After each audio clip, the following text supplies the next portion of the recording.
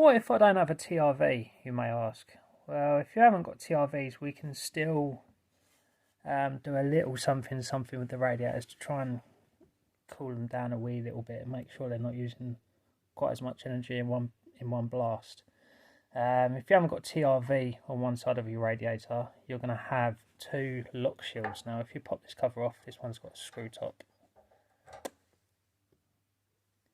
You can see that there's flat edges on this, and you can use that with, if you're lucky enough to have a little baby spanner or a bigger spanner, or a pair of pliers I do, or something similar.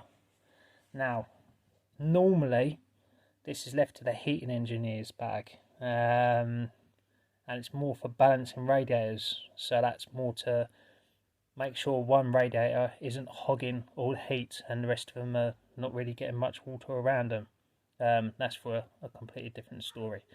But if we want to try and close these off a wee little bit to try and save on some dough, what we can do, take a little baby spanner, be a little bit careful, take it from Monkey Boy here. Once they stop, don't try and give them more welly, because you'll probably end up breaking it. Give it a twisty. Give it a twisty. If you're worried about marking stuff, wrap a bit of tape around the parts that might end up bashing something.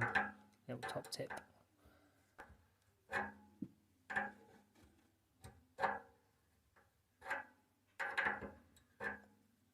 Yeah, you can kind of see the part of this. Right, it's just stopped, so that's fully off now.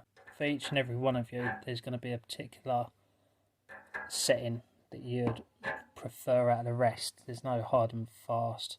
You know, you haven't got the automation of a TRV either, which kind of doesn't help. However, this is a wee little how-to guide if you don't have TRVs and you're really struggling to either balance your system or get a little bit more or a little less heat out of a radiator.